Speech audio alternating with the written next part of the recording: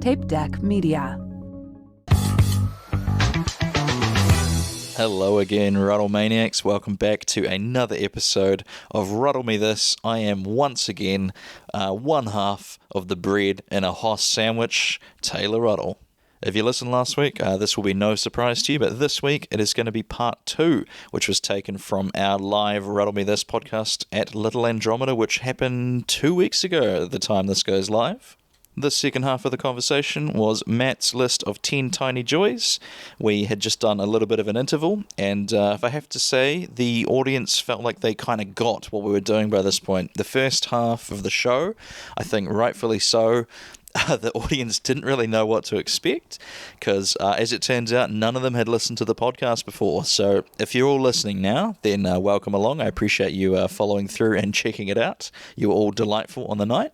And like I said in the previous episode, I've done my best to tidy up the audio, but given that there was a lot going on, crowd noise, I've done my best to boost the kind of crowd interaction bits. I was also trying very hard to repeat what they said into the microphones. But as you can imagine, many balls in the air or many plates spinning when you're doing a live podcast with 3 people. So I hope you enjoy it, and I hope the live format is something that's a little bit of a treat, something a little different, and yeah, we'll just get into it, I guess. So once again, welcome back to the show, Georgia and Matt, for part 2 of 10 Tiny Joys. Welcome along, Ruddle Maniacs, to the first ever Ruddle Me This live right here at Little Andromeda. Would you please join me in welcoming to the stage the Ruddler himself, it's Taylor Ruddle!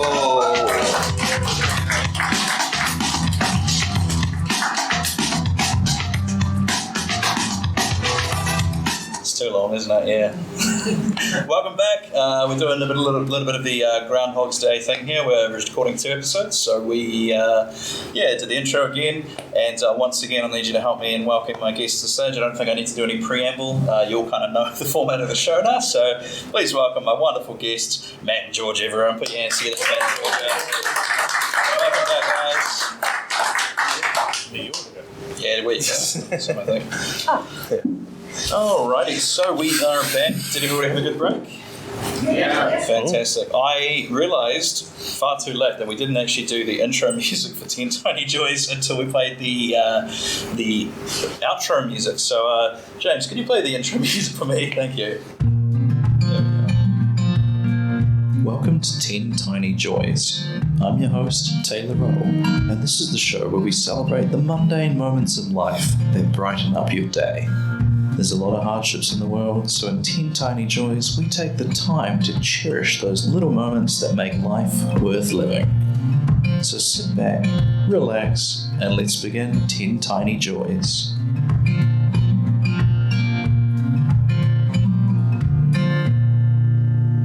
Okay, now we've got the intro out of the way. I'll have to get that in post for the previous episode, but welcome back, 10 Tiny Joys. This time we are doing Matt's list of 10 Tiny Joys. So we'll just kick straight into it, I think. Let's see what we've got. So the first one on your list is a good sunset. Yes, big fan of a sunset. I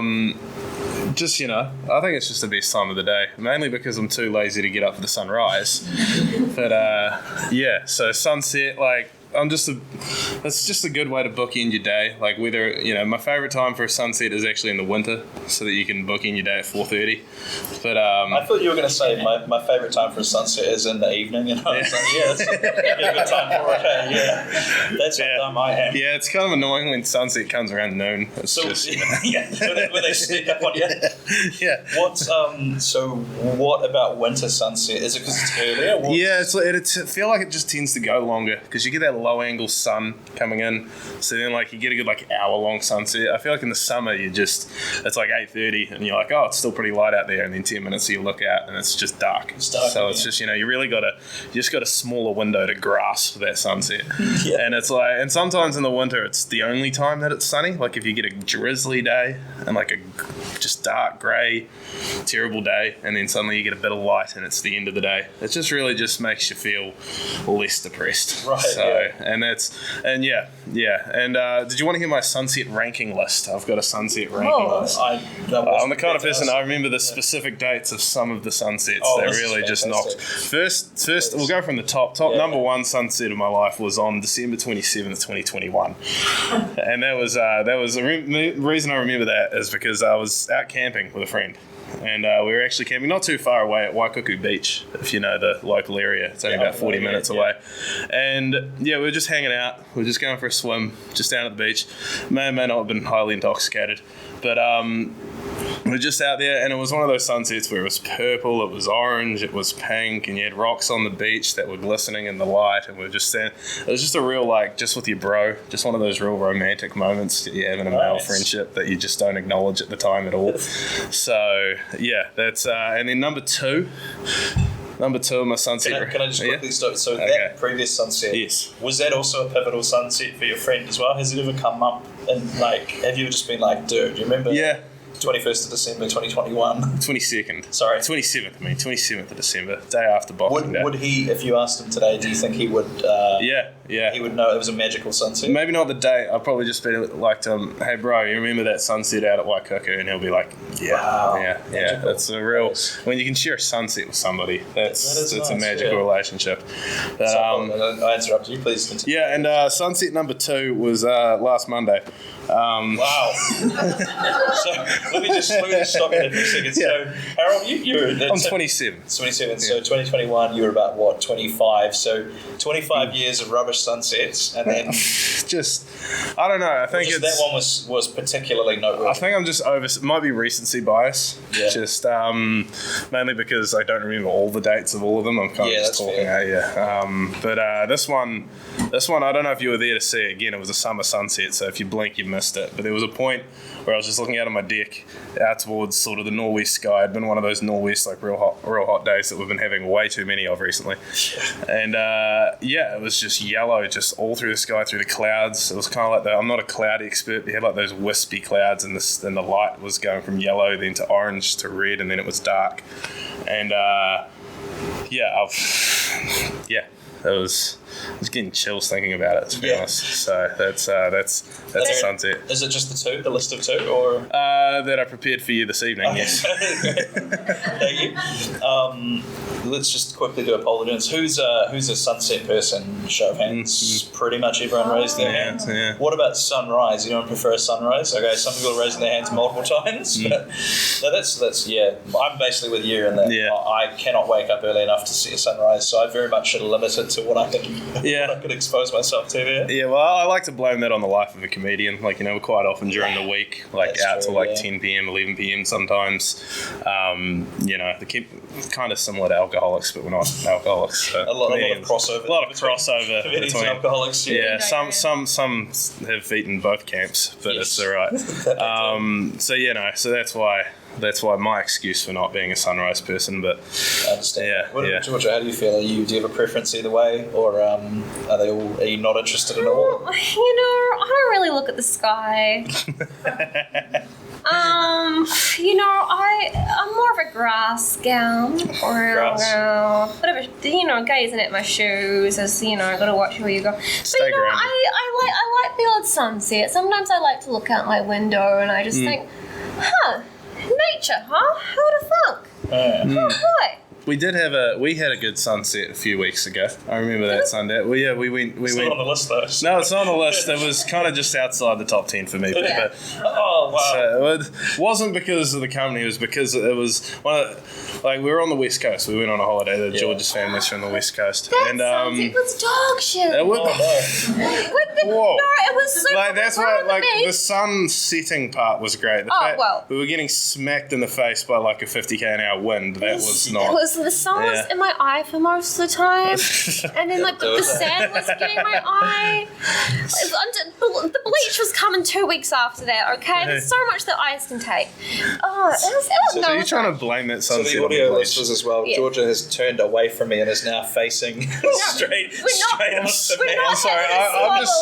We're not. It's fine. To give you guys context, I just had what I thought was quite a romantic moment for the both of us just ruined there. I was like, that was a. That's the balance of life. Yeah, it was going to be a memory that I was holding on to. Okay, good. We're fine. We're fine. Yes. So then number 3 is Kane Williamson. Oh no, we missed 2. Oh, sorry, we did 2. Missed 2. Jeez. Yes. Who hold your horses, Kane Williamson fans. We're going to get there. Too keen to get into the cricket talk. Yeah. So number 2 is coming up with a new joke. That is probably not a super relatable thing to the audience, but I mean, just tell us more about why this is such a special thing. Well, because I don't know, life as a comedian, it's like, it's just a way to justify your own procrastination, really. It's you're just sitting around waiting for inspiration, and then sometimes something will happen, or you'll get a thought, or you'll make a connection, and you'll know it's a really good one when you just start laughing to yourself out loud. Get a laugh out of you. And to the other people around you, you just look very mentally unwell.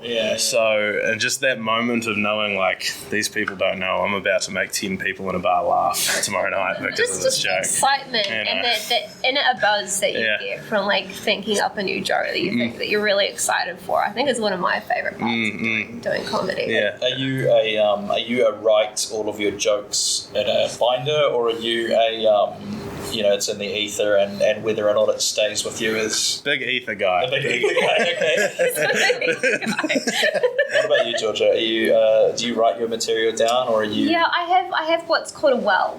So it's full of children. If you're a comedian, you may know, but they call it a well. It's basically like a big folder on my notes app with all of my joke ideas. And if I come up with it doesn't have to be like a full joke or just an idea or topic, I'll write it down in there. So that's what I do. Yeah. That's fair enough. I'm the opposite to both of you. I have a very organised folder in OneNote. I use that, and I've got tabs and everything like that. So yes, the contrast. Yeah. Very good there. The only time I'll put a joke to paper is if I need to show it to somebody to help. Quite often, I'll go to like an experienced comedian and be like, why is this not funny? Is it because I'm not funny? Is it because I'm wasting my time? Is it because this is just not a worthwhile life expedition? And then they tell me, no, this is kind of funny, and I feel okay with my life choices. There, I believe, is the term. So, you're getting a real insight into my overthinking brain. It's getting inside baseball here. So we may as well. Speaking of one follow-up question for that is how are you with memory when you have to remember the order of your jokes? Are you good at just remembering the order, or do you need do you use a technique to remember them? I feel like I've got a pretty good memory. Yeah.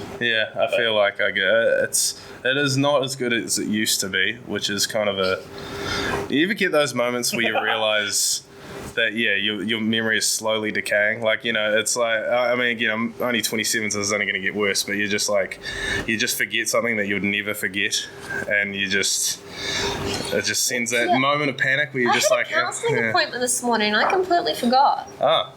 Oh, sorry, that's not funny. That's just sorry. Continue. But that kind of thing where you're like, I would never miss. What I've noticed as well as I've gotten older is that I will do something clumsy, like trip or drop something or whatever, and I always have that fear of is this the beginning of the end? Is this where the deterioration has started, and I'm now just losing motor skills and most of the time I think it is just a one-off clumsy thing, but I definitely have that panic of okay, it's just going to get worse from here, and I'm going to keep forgetting things and dropping things, and so I sympathize with you there. I get that feeling whenever I throw my back out. Oh, this is the final time that it's going to happen. Yeah, I'm just like, this is it. I'm just going to be hobbling. So we both back pain bros. Back pain bros. Okay. Yeah, any other back pain? Show hands in the audience. Yeah. People. Yeah. Which are you, upper back, mid back? What's your kind of sciatic nerve? Sciatic nerve. That's your kind of legs more, isn't it? Yeah. Well, the pain is down. Yeah, the pain shoots into your legs. Yeah. Do you have any relief for that? What's your kind of? Can you manage it, or chiropractor? Is that the thing where they've got to decompress your spine or something? Because that's the sciatica, is when it presses down on your nerve, isn't it? Yeah. So they snap, crackles, and pops. Yeah. Do you enjoy the sound when it? I do now because I know it's going to be. Because it makes you feel better. Yeah. Yeah. And then there was it in the pink? What's your area. Aaron's lower back. You're the same thing, yeah. So what, do you work on your feet, or what's, do you know if there's... Mostly admin-y, but I do a lot of partner ovens. Yeah, back pain, and so yours is lower. Do you think there's a cause for anything like that? What's that? I should stop working. Stop working, yeah. I honestly, someone who's unemployed, I fully support, stop working. This is literally my job right now, so that's, don't let your dreams be dreams, guys. Quit your job. Your back was your back won't stop hurting. My back still hurts all the time. So sorry, Matt, what is your back? I have like just a lingering injury from my L4, L5 disc that I have a bulging disc from my athletic days. Used to be a rower, if any rowers in the crowd, and then followed that up. I retired because that was too hard on my body and took up powerlifting. Oh yes, so nice and gentle. Yeah, nice and gentle. Those three years of powerlifting, and then my body broke down, and then I had to retire from competitive sport at the ripe old age of 23. Yeah. So yeah. Never lest we forget whatever it is. So then does your back pain come back? Yeah, kind of it's one of those things that like it'll flare up and then the disc will bulge again and it'll almost like slip out of place a little bit. Yeah. But so it'll be I'll just be like doing stuff that's aggravating it, and then I'll just, I don't know, one time I put it out by just picking up a pair of pants off the ground and then it slipped and then I was crumpled on the ground in pain. Always the little things that makes your back out. So mine's all something because I used to work at the same as you, hunched over a desk, and mine, I don't know what exactly it was. It's something in my shoulder blades, and I think because the posture of hunching over to use the computer, it's stretches them or something, and then exactly the same as you lean down to pick up a towel. I was picking up the towel after a shower, and then something they all just something happened, and so thankfully mine is one that you can fix with stretches. I've got a little a rubber ball thing that I put into a pillowcase, and then you drape it over your shoulder and you pin the ball between yourself and the wall, and you can self-massage that. So if anyone else, I don't think it sounds like you've all got proper back issues. Mine is just my own hubris, thinking, I can play video games for 10 hours like I was 5 years old again, and nothing bad will happen. Icarus flying too close to the sun, eh?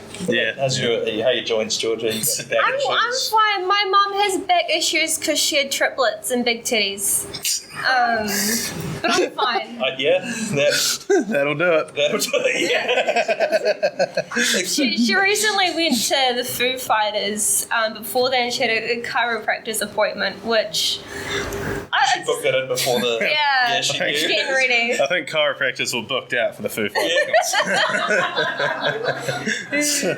You just got them on speed dial. I got a foos, and okay, we'll see you. What was it, 2 hours? Is that something you have to, if you've got a physical, you've got something that's really going to wreck your back, do you preemptively book in the chiro?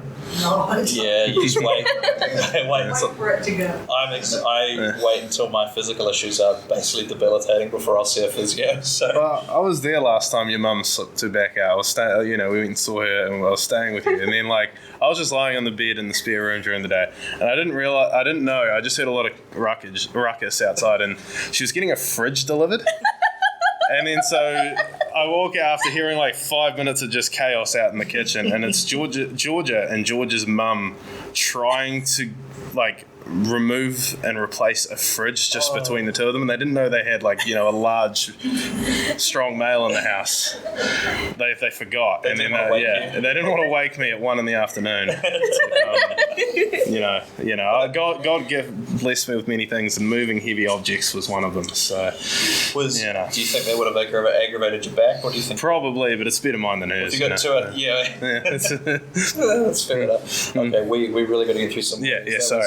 That was a great detail. Back pain check. Kane Boulevard. So number 3, Kane Williamson cover drive. So yes. It's someone who doesn't watch cricket. Yes. Do we have any cricket fans in the audience? Cricket? So you two gentlemen here understand just it's the satisfaction you get when you're just watching a game and you just see the seam bowler, he's coming in, and you just see he pitches one up a little bit too full outside off stump, and it's just poetry. And then just Kane Williamson. If you don't know Kane Williamson, he's the cat. Well, no, he's not anymore, but he's the best best batsman ever that the Black Cats have had, still currently playing. So then what, And- I have to stop you, what is a cover drive? Cover drive is, so if you picture the batter, he's standing this way. It's when he hits a drive shot, where the bat's straight and it goes to the cover, which is kind of at a 45-degree angle. So it's just, you got drives, you got straight drives, you got on drives, which is out to the other side, and you got like point drive. You got drives just when the bat's straight, and it's basically a very low effort shot. That's just a flick of the hands and the wrists, and it just goes flying off the bat along the grass. So it's almost like an aikido. You're using the ball momentum against it. Yeah, it's one of those shots that's just all about timing, about timing and precision, and you get it out of the middle of the bat, and yeah, it's soothing, is what it is. Oh, well, you'll have to. Do you think that if I go to YouTube and Google Kane Williamson cover drives compilation? Yeah. I will. Try not to cry, Chuck. Sometimes when I can't sleep, I'll put one of those on. It just calms me right down. So it's like Georgia with her rain. You just hearing the thwack of it's just the cricket bats. thwack, and then you usually hear a commentator just basically like orgasm in the box, and it's just like, oh my god. So is it quite rare? No, not with Kane. It's like Kane, with a mortal cricket. with a mere mortal, you don't have a chance. But Really? Kane. Well, it's more just Kane Williamson. He's like he has That's the just perfect. what he do. Well, he's got the perfect technique. Some people, can tell it's clunky. They're really throwing the bat out there. He's just he plays it so late too. I'm just getting in the weeds here about cricket chat, but We're all about the weeds here. This is if you listen to me and George's podcast, we have a regular segment where it's just Matt talking sports at Georgia, where I just go off on a rant like this, and it's George is just sitting here with an expression like this, really enjoying I just go life. inside my own mind and like play a movie in my head. It's fine. I can do it. like that scene from Fight Club where he goes into his cave with the penguin. That's the movie I play. Yeah. Fight Club, okay. Yeah. So then number 4 is helping a stranger get something off the top shelf. Yeah. You're basically a modern day superhero. Exactly. I like this happened recently where I was just in the supermarket, just minding my business, and a small old lady just like turns to me and says, "Excuse me, can you help me get that bag of flour up there?" And I was just like, "Yes, I can." And just Do you kind of savor it where you, like when they ask you, you kind of rub your hands together and like you get ready for your best it's like in the moment I try to play it off like it's not Like a big deal. No big deal, It's like, yeah, sure, I do this all the time, but when I'm walking away, I'm just like, yeah, that's right. Being over 6 foot does have its advantages. I understand there's a certain etiquette to that where they kind of have to ask you. If you ask people if they need it, they'll generally not accept. Yeah, it is. Well, it would be weird if I was just walking around the supermarket being like, "Do you need hand with that?" No, like not working there either. Just like walking around like this, just like, "Do you need it?" It's just a lot of social awkwardness would arise. What if someone is very clearly struggling to reach something? Would it still be okay for you to like ask if they needed a hand? Yeah. Would you offer in that situation? It depends. If they're like literally someone that's like trying to scale and climb the shelves where it looks like a health hazard, then you kind of have to step in. You could also, if you didn't want to like completely humiliate them, you could just put it on a lower shelf for them, and then they can still get it. That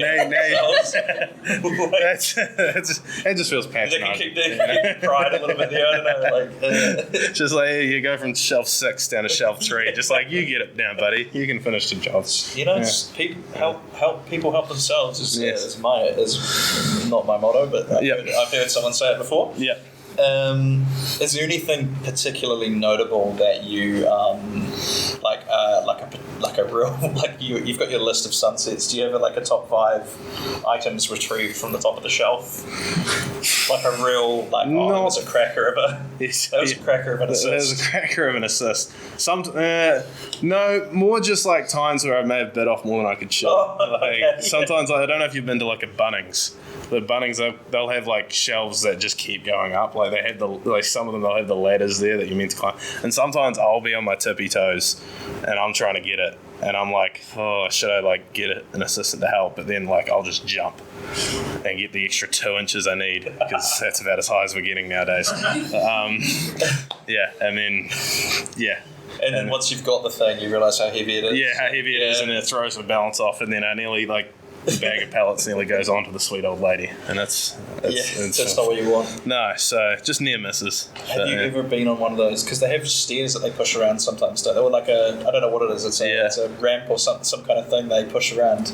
We're not allowed. Civilians are not allowed on those. Actually. No, I don't think so. Anybody work at a hardware store? I think you need to be initiated. You've got to go through like a training course. Yeah. OSH certified. So being year 4 certified. I'm certified to push around those little stairs. Honestly, in this day and age, it would be. Yeah. Okay, so number 5 is Monday morning NFL Red Zone. That is a television show? Yes, topical. Super Bowl yesterday, NFL. Of course. Yeah, again, I forced Georgia to watch that one too. So she had a great time watching a thrilling game. You wouldn't know that. No one else would know. Anyway, Monday morning NFL Red Zone. So if you don't know, I assume there's not really many NFL fans in the crowd today. Okay, This is the cricket audience tonight. Anyway, so NFL, American football. Basically, if you don't know of how the games are scheduled, 80% of the games in a weekly round robin play on a Sunday afternoon American time. So in our time zone, that falls on a Monday morning. And during a period when I was at university and underemployed, Monday mornings were usually quite free for me. So I used to, roll out of bed 9 in the morning and just chuck on NFL Red Zone, and you'd have 8 games all playing at once. And NFL Red Zone is a show where it cuts to, because American football can be quite a slow game. It cuts to whatever game where there's a team that's about to score or something crazy's happening. So it's just like 3 hours of overstimulation of touchdown, big hit, touchdown, big hit, and it's just, you're just sitting there and 4 hours goes by and it's 1 o'clock on a Monday afternoon and you realise you've done nothing. Wow. But you're feeling pretty good about yourself. So it's kind of like a highlights thing for football. Yes, but in real time as the games are happening. Oh, so these 8 games are happening simultaneously at 9 in the morning in New Zealand time. Yes. Wow. So, and they're cutting between, and it's just, as a sports fan, there's no Imagine better being show. the guy in the booth deciding what things camera to cut to. That must be frantic. And yeah, I'd imagine so. Yes. That's and I don't even know what more I can say about that. The one thing though, I think sometimes we're hamstrung in New Zealand by the reverse. Like I'm trying to set up a Zoom call with some guys that are hopefully going to let me run a peep show quiz, and which is not Peep Show, the British sitcom. That sounds really, really dodgy now that I realise people aren't familiar with the show. But the UK is literally like the opposite time to us with minus an hour, so we're just playing phone tag at the moment. But sometimes, like in that case, the fact that 9 a.m. on a Monday is quite a good way to kick off your week with just 4 hours. Yeah, well, actually, because they'll have the East Coast American games probably kick off around 7 or 8 in the morning, depending on daylight saving, and then the West Coast kick off 3.5 hours later. So really, you can waste a good 8 hours. So you could just spend your whole day watching NFL Red Zone if you wanted to. Your Monday, and you feel real good about yourself afterwards. How productive you've been. Yeah, you're like unplugging from the Matrix, coming back into the real world again. Yeah, and you try and talk to people about it, and it's just no one watches. No one gets it. It's just me and my mate Scott just sitting there, just wasting our day away. I'm going to have to check it out, I think. I'm curious to see what it's like. So, number 6 is rolling up. What does this mean? Is this sort of as ambiguous as the crust? Rolling up. Rolling up. Yeah, well, some people when they come, some people when they come home from working a long hour today like to, pour a nice glass of wine, get a cold beer out of the fridge. I like to take the flour we were talking about before, and get a little piece of paper. And just roll that up, and then just to take the edge off. Right, okay. It's not even the illegal act of smoking it, which I would never advocate for doing. That's naughty, isn't it? It's just like, maybe it's just because my tolerance is high at this point, and it's just not having the same effect, and I need to take a break. But just the act of rolling it up is enough relaxation for me to just forget about the stresses of the day. And just zone out for 20, 30 minutes before. Put it down and you're happy with it. Yeah. If you go to my house, it's just like 30 pre-rolled joints sitting there, not been smoked. And it's just, that's how I relax. So, do you know, when I saw the list, I pictured it as in you rolling up in a blanket and on the sofa, with some cocoa or something. I thought, Hey. That's because you're a nerd, Taylor. Yeah. sheltered boy from Dunstan who's never saw any nut except a peanut until he was already a man. Yes. Okay, well that clears that big bit out. Number 7, a cold shower on a hot day. That's, I don't know if you need to explain too much. That's pretty unique. Yeah, well, I think you would appreciate this one, Taylor, as well, being a fellow hoss. That's how you describe it? Hoss, Yeah. When we walked in here, the three of us, Taylor was like, "Oh, Georgia, you can sit in the middle between the two hosses." So George is in a hoss sandwich right Those are my hosses. Yeah. Yes. And I'm the But- bottom bitch. No, sorry, that's terrible. What did you say? She's a bottom bitch. I'm so sorry. You can edit that out. I didn't even hear it. That's just the bottom bitch. Don't repeat it. You need the mics to pick it You're up. full of surprises. I'll take blame for that. I've been Cold shower on a hot Yeah. day when you're a husky gentleman is... Yes, because, I run hot. Is how I describe it. yeah. You think about an old beat up like 1995 Toyota Corolla that's just like the radiator doesn't quite work. That's like my internal mechanism. The engine light's just on all The engine light's just on because I haven't been to a GP in 4.5 years. You've just got the old off sticker that's like starting to peel off on the corner. Yes. Yeah. So sometimes, especially recently, those cold showers have come in handy. And sometimes you get a surprise cold shower if you haven't paid your bill. Those ones aren't nice. But Yeah, we should put an asterisk, like an expected cold shower. yes, before- a planned cold shower. So then, Georgia, someone who's a lot smaller, do you feel the cold? Are you a cold shower or hot shower? I can't do cold. Listen, Matt and I, we were at Lake Tekapo a few weeks ago, and we went to the hot springs there, and we were going we were going to do the sauna, and then the cold exposure pool after that, and then the steam room. I spent maybe a second and a half in the cold exposure pool. I can't do it. Can't do it. And I'm like, You stayed up. She had to drag me out of there. Yeah. I don't want to leave. I was like, steam room, no thank you. And then it was the opposite for the steam room. Yeah, I don't know actually. I quite enjoyed it, maybe, but I it was quite almost enjoyed the lack of oxygen to my brain. It was quite tasty. I used to live in Japan, and they got the big onsen culture there. So you're familiar with it? Yeah, they're quite nice, but man, I could only stay in that for 5 minutes at a time or something. I had to keep getting out and cooling down again. So Yeah. I can absolutely understand there. So then, number 8, a good hug. What makes a good hug compared to a not so good hug? Really, it's just like anything in life, and it's just the commitment. Really, the commitment to a hug. I'm guilty of this at certain times, being occasionally a little bit of a socially awkward person. If someone you don't quite know as a hugger comes up with their arms wide, I can sometimes tense up a little bit. But a hug from someone you trust, from someone you know, just a big, looping. None of the side-on shit. Just the big, Just pat. Yeah, hey, how's it going, fella? And It's the like- ones with the girls that you work with, you hug, and it's just sort of like You're not actually touching each other. it's just I can't say I do that to the girls I work with, but I'd have an emergency meeting if that was the case. I give people the hug that's where you slap their back twice, and because again, I'm not good with people, and I will expand on this in a second, but I did that to my friend, and he said back to me, he's like, "Why did you just hug me like you're my ex-girlfriend?" That was the hug that I gave him, apparently. That's weird that someone hugs you and you just think of your ex. I think that's more. I think it's a very don't get any idea. The pats. The pats turn a hug from a tender thing into a sort of almost like it's just okay, we're going to hug, but don't get any ideas, because this is a very friendly thing, is patting someone on the back, I think. it's like you did good, buddy. You did good. Yeah. Nice work, sport. It's also almost like you're tapping out of the hug. You're like, all right, it's enough. Just Yeah. give me, It's a good I do that with my that'll mum. do. Yeah. With your mum, did you say? Yeah, because she likes to she does this thing where she gives us very long lingering hugs, and she'll, as a joke, she'll cling on tight, and I'll just we're good. You're letting her know that you've sufficiently hugged. I got the joke. I got the bit. Okay. Yeah.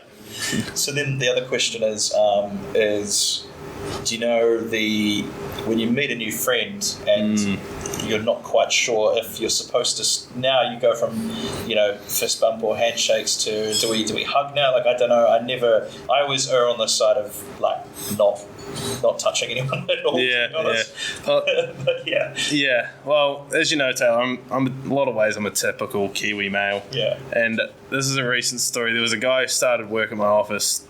Became good friends with him, but when he started, he's from Spain. He's Spanish from Spain, like a real one. But as you know, those Not like those phony Spanish. yeah, we won't call them out, but don't want any controversy. Yeah. But as most people know, it's quite a culture. They like a lot of physical touch with strangers. Is the idea I got. Immediately. Well, basically, as soon as I met the guy, he was just like, "Oh, hi, Matt. I'm Ray," and he just gave me a big hug, and I nearly ducked out of the way and popped him. But it was you were Floyd Mayweather slipping it. Yeah, pretty much. It's kind of I'm not used to like about all the male interaction I normally get is just a hand out in front, and when it's both hands, it's usually they're coming at your head. So that's when you've got to yeah. I have an experience where someone was leaving my work. I've told the story as a stand-up thing, so it won't be new for some people, but someone was leaving my office and they were going around giving everyone a hug, or some people hugs and some people handshakes, and I thought like, we're probably going to be a handshake, and she went in for a hug and I went in for a handshake at the same time, and we sort of just like kind of met awkwardly in the middle, standing too close for either a hug or a handshake, and so we just like kind of shook hands at this really really way too close distance, and like next time you got to shake, like just you do it in a controlled environment, but try shaking someone's hand from that close. It's really uncomfortable. It's not. From here is very nice, but when you're like basically holding your hands at your chest, it is. It's not a very pleasant experience. Okay, so number 9 is an ice cold Monster energy drink. I guess the follow up question to this, everyone can kind of relate to a nice cold drink on a hot day. How did you end up on Monster? Was that always your poison of choice? I just looked at the back seat of my car and saw 12 empty Monster energy drink cans and assumed I had a problem. So you didn't choose Monster, it chose you. It chose me. Yeah. I don't know. It was just. I feel like I wrote this out on quite a hot day. There's a lot of hot day. Hot day. Okay, it's been hot lately, hasn't it, guys? And just I don't know. Monster Energy just tends to be my drink of choice. Occasionally a Rockstar. We got any energy drink aficionados in the house? Drink. Thank you. What's your favourite one? Blue V. Oh, it's a classic. Yeah. It's a bit too mainstream for me. I like one of my favourites I'm running recently is like the purple Rockstar Energy. That's kind of the one I've been going for. That's yuck, apparently. All right, this interaction. My energy drink, I'll roast yours. This interaction is over. All right. Anyway, Jared, your energy. he runs too much. Yeah. I kind of like that Life Plus, that's mine too. Lift Plus. Yeah. When did that happen? So it was sometime before 2018, because that's when I got back to New Zealand, and when I got back it had changed. So at some point until 2018. I just always assumed that Live Plus was just a knockoff cheap version of Live Plus. I didn't... Oh, you thought it was the bootleg version? Yeah, I thought it was the bootleg version. Oh. No, all right. I still constantly refer to it as Lift Plus, so it's always got to be there, I think, in my head. Yeah. What about on this side of the room? Any drinks? No, coffee. It's coffee. Healthy people that sleep 8 hours and they're just ready to face the day. What about you, Georgia? Are you an energy drinks person at all? There was a brief period last year where someone brought in free Red Bulls into work, and I thought, it's free, why not? Yeah. In a room, and it kind of rewired my brain for a little bit there. But I got out of there real quick. I haven't had a Red Bull since I want to say maybe beginning of January. Nice. And I don't crave them anymore. That's good. Yeah, I'm living clean. You've escaped. Yeah. Escape. They are addictive. I'll give you that. It's the dark side of energy drinks that people don't like to talk about. Just the addiction and the destruction that leaves. Yes. So one thing I don't, notice Countdown, like through the self-checkout, how they have like the age restriction. Yeah. It's like, who is that stopping? It's like, you know, a little message pops up on the screen that says, you know, you're buying a age-restricted item for people 16 years and older. And what's stopping a 14-year-old from just pressing yes and moving on? Maybe the yes button is like slightly too high to reach. Maybe that's it. Maybe they did some research and they're like, the average 16-year-old is this high, so we're going to put it there. I don't know. That's Something tells me Countdown's not putting much money into researching energy drinks. Maybe they should worry about the rats. It feels like a very much like they were required to by law, and then they just went, is that good enough? And they were like, yep, perfect. Well, they weren't even required to by law because no one else does it. It's just a Countdown thing. Really? Yeah, like, you know, kids can pack and save, let's 8-year-olds buy energy drinks. You know, no limits there. Yeah, they don't care. Okay. They have no heart. So the last one on our list is sheep. Expand. What do I need to? Well, what is it? Are there any particular fond memories you have of a sheep, or what's? Let's not go there, folks. I'm the one who's from Dunsandel, remember? Well, my grandparents did have a sheep farm. They lived on a sheep farm. My dad grew up on a sheep farm, and quite often in the school holidays, I would be shipped off. Me and my brother would be shipped off to said sheep farm in North Canterbury, and just a lot of good memories: chasing sheep, tackling sheep, yelling at the dog to get the sheep, and him not listening because who the fuck are we? He listens to our granddad. He's the farmer. And recently, I had a funny memory. It was actually probably about 5 years ago when we finally had to move the grandparents off the farm because they weren't going, and my mum came in to help move some of the sheep, and she thought yelling at a sheep to stop would have stopped it running full noise at her, and she, long story short, she broke a collarbone. That is so Jackie. It is so Jackie. If you guys knew Jackie, she would she would just yell at something. Did she put her hand out like in a hey, Yeah, I think both hands out. Yeah, and I think it caught one of them, and that's how it. Yeah, the sheep just took that as a challenge. Yeah. But no, just sheep, just in general, it's just a good wholesome animal. Who's your favourite sheep in fiction? Probably Ma from Babe the pig. You know, it's Ma. classic, Remember that one? You know, Great just movie. just a matriarch, just a solid. Yeah. Really taking down the patriarchy before it was in fashion. So Ma would be a good one. Not a big fan of Sean. Sean the sheep, just a bit too unrealistic. In terms of like the Wallace and Gromit universe, I think he's a lower tier character. He is. Yeah. What was the chant from Babe? They would say like "Bar ram you" or something. Yeah, bar ram you, and that it's just used to scare me as a child. It's so creepy the way they said it. When it's just bar and then ram, which is a male sheep, and you, female sheep, so it's just like bar. Ram you. It's kind of because I think the voice actors in that film, they must have been trying to speak like sheep a little bit, because Ma had like a bit of a smoker's voice, didn't she? Yeah, she did. She did. I used to find that very scary as a child, actually. Yeah. I don't know why. Just the voice. Ma kind of similar vibe to Princess, really. She's lived a life. Yeah. Princess the cat. Just a callback to our first little tiny joy there. Remember that? Yeah. So we're basically to time, but does anybody have a tiny joy that they've thought of that they'd like to share with us in the room today that we could chat about for a couple of minutes? Yep, we got one here.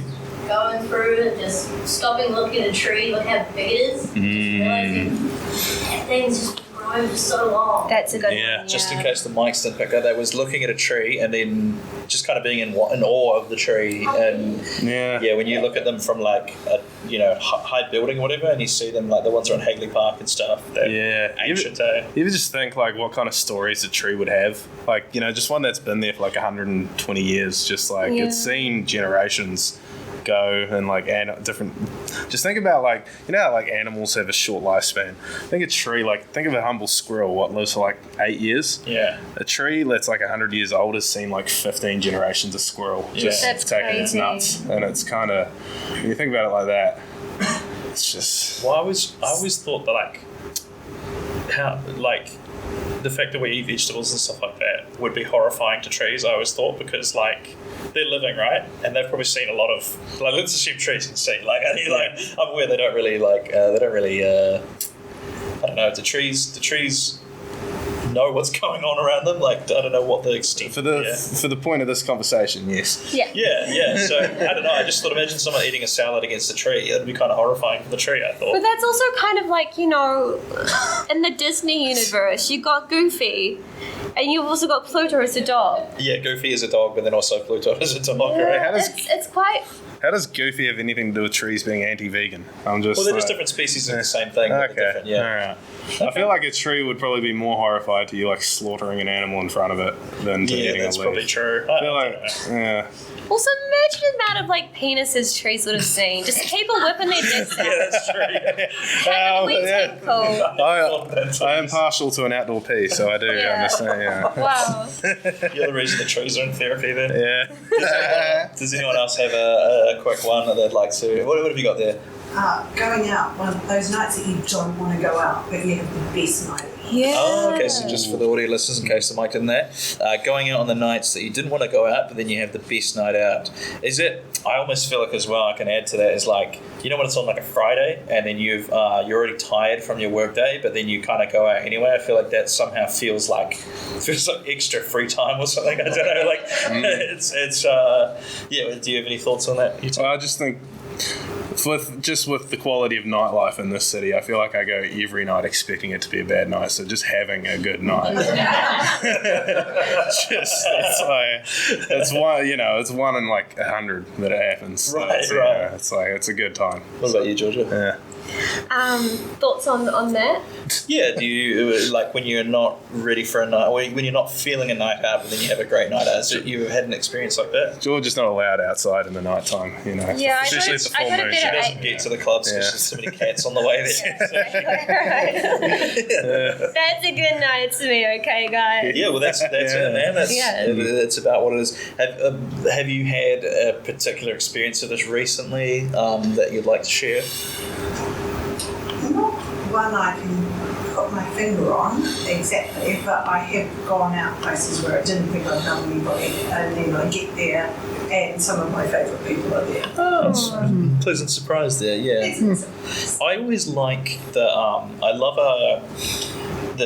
for some reason for me, the night before a day off feels more satisfying than the day off sometimes. Yeah. And so like I love that drive home on a Friday where you're out till like whatever, and it's one of the weirdest things that makes me feel like I'm actually living life is like driving home on a Friday is that weird moment of reflection in the car where you're like, I'm out there doing things. It's kind of like when you're a kid and you get home on a Friday and you're like, oh yay, no school tomorrow. No work, anything like that. That's a great tiny joy. Is anybody else maybe from this side of the room? I like a nice bath. A nice bath, yeah. What do you feel about the whole onsen, like hot spring kind of? We've been to New Brighton today, and the New Brighton pools, yeah.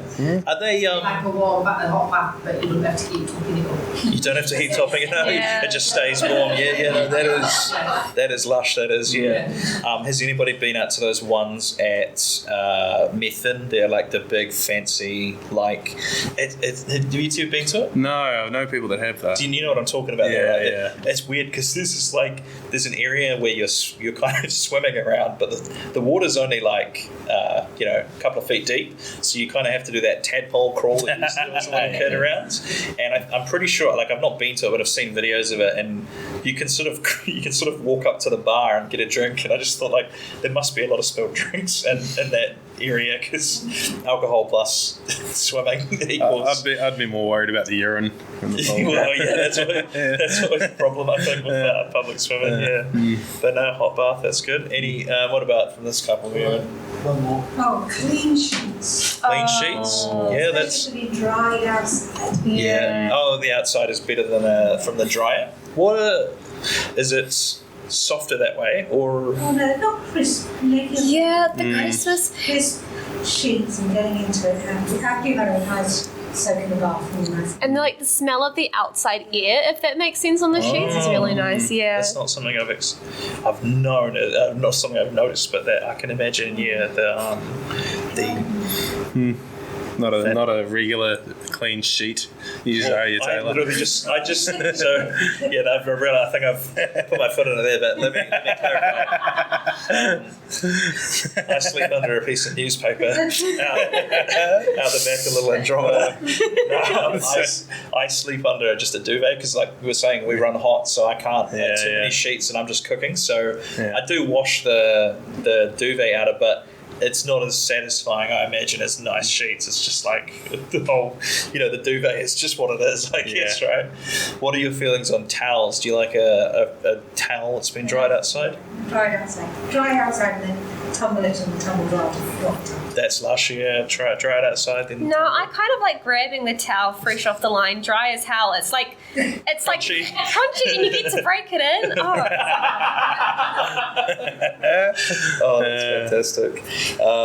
One more. Anyone else got one more, and then we'll wrap it up, I think. Oh, Jared, what do you got, man? this last one here, I initially thought it said sleep. And then, Oh yeah, true. The sheep looks. when you're like end of the day and it's just like there's no like worries going to sleep. Well, okay. And you're getting to bed at a good time and tomorrow's looking good and it's like super relaxing. Just in case the mics didn't pick that up in the crowd, it was when you're getting to sleep and you don't have any worries about the next day and you're getting to sleep at a good time and it's all good. I've never experienced that feeling before. I can't. Bedtime for me is not like this relaxing thing. It's just like I've got chaos tomorrow. You ever get stuck in like that anxiety loop where like you're tired, but you're not looking forward to the next day because you've got something on, and then so you just keep putting off going to bed, and then suddenly you're like, oh shit, I'm really tired and it's really late, and then you're like, oh no, I'm only going to get 5 hours sleep and tomorrow's going to be even worse, and then you just spiral and you get even less sleep. It is self-destruct. Basically, I'm asking, has anybody got anxiety out there? Sorry. I was just gonna say, in saying that, like this would be a really good opportunity for you guys if you do get nighttime anxiety, write out a 10 tiny joys list. Think about the things that you enjoy in that. I don't know. That's a good idea. Yeah. That's What a great way to bookend it. I think let's have a round of applause for my guests. You guys have been wonderful. Let's have the ending music, and thank you so much for listening to 10 Tiny Joys. I hope you enjoyed it, and I hope you came away from it with a newfound appreciation for some of the little things in life. Have a fantastic rest of the week, whatever that looks like to you, and I'm sure I'll be talking to you again very soon. We'll see you next time.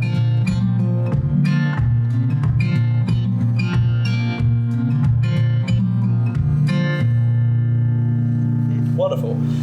Before you guys go, you've got little cards on your chair. If you want to listen to the rest of the podcast, I would be ever so grateful if you would. But also just thank you for coming out. Thank you for taking a punt on a live podcast that you all had no idea what it was. Have you had a good time? Was this fun for you? Like, what was? Okay, well that's great. Do you think would you come back if I had a different guest and put on a different thing? What did you say? I didn't even come back for the same guy. It's just me that gets replaced. New host. Jared. No. Yeah. Jared Me This. Oh, that's wonderful. I really appreciate you. Could we show their podcast up on the screen, James, if that's all right? These two have a podcast called Playtime with Georgia and Matt, so if you would like to check that out as well. I feel like I was sort of just sitting in on a Georgia and Matt podcast at some point. Oh, so sorry. Not in a bad way. I just feel like this is the type of banter you could expect from their podcast. I listen to it, and it's a delight. I think, could we show the last slide as well, James? I think that is my... Yeah, so I was nominated for Best Online Production at the Comedy Guild, so, another reason to check it out. You can also listen to it on Plains FM at 11 o'clock on Fridays if you're ever driving around. But that's basically it. Appreciate you guys coming out, and hope you have a wonderful rest of the week. Let's have another clap here. Oh, thank you very much for the staff for looking after us. The most professional experience I've ever had doing a show. Like, Tormai came in and said, would you like me to tell you when everybody's finished shuffling in? And I was like, that's amazing. Like, we don't have to just guess and then start the show. Like, so I very much enjoyed my experience here. Thank you very much, and we'll see you next time. Thank you. And we're back again. Hope you enjoyed that. I certainly enjoyed having it, but like I said in the previous episode, I'm open to suggestions. So head along to patreon.com/Taylor Ruddle Comedy. You can join the Patreon for free. There are I'm not quite sure what I'm going to do with the paid tiers right now, but we're going to figure all of that out in the days to come. Hopefully by the time this episode drops, I will have figured out what we're going to do. But mainly the thing I want to hear is whether you enjoy hearing the live episodes or not. I've been a little 50-50 on sometimes when a podcast releases their live edition. It can be a little bit hard to listen to. There's a lot going on, a lot of background noise, etc., etc. So I'm going to do a little poll where you can leave your opinions on what you would like me to do going forward with the live episodes, because I think Little Andromeda are keen to have me back and do more live podcasts. The guests said they would come back. I certainly would be happy to do it, but it's about whether the listener enjoys hearing them or not. So, if nobody wants to listen to them, I'm more than happy to just leave them as a fun little thing for the live guests that make it out. But one thing I always enjoy about podcasting is that it is a fantastic snapshot of what was happening in time. Like, I know some people, when they create their art and their podcasts, they want it to be timeless, I suppose, but which I can see the appeal of. I definitely see the appeal of it sometimes, but also I really like when something is dated because it gives you a nice picture of what was happening at the time. So that's just my opinion. And like I said, visit the Patreon page if you would like to tell me your opinion. Follow me on all the social medias at Taylor Ruddle Comedy. You can check out where all of our events are going. I think by this point the embargo will have lifted. I am going to be in the Nelson Fringe Festival. I am on the 14th and the 15th of March at Studio One at 9 o'clock. Go to the Nelson Fringe website to get your tickets there. I'm performing a show called Panic at the Buffet, which is a show about 4 times I have got into an overthinking mindset and panicked and made the wrong decision. I'll tell you through those times now. One of them is when I was walking behind a woman late at night and I didn't want to scare her. So I tried to let her know that I was not a threat. Another time was talking to a cashier. For extenuating circumstances, I ended up having to lie to this cashier for several months on end. Buying a knife, and the man asked me what I needed the knife for. I panicked and overthought. And then the last one was, of course, when I was at the Chinese buffet, panicking, trying to get my best value for money there. So if that sounds like an appealing show to you, I'd love to see it. I'm going to be doing it in some other festivals, but there is an embargo that I'm not allowed to announce it just yet, so keep your eye out on my Facebook page for when that gets dropped. That'll be the first place it goes, is Facebook. Of course, check out Georgia and Matt's podcast, Playtime with Georgia and Matthew. I'll chuck a link to that in the show notes. Very, very funny. I think I'm going to be a guest on their podcast at some point, so give them a subscribe in anticipation of my imminent arrival. But as always, thank you so much for listening. I really, really appreciate it, and I hope you have a wonderful week, whatever that looks like to you. And until then, Ruddler out.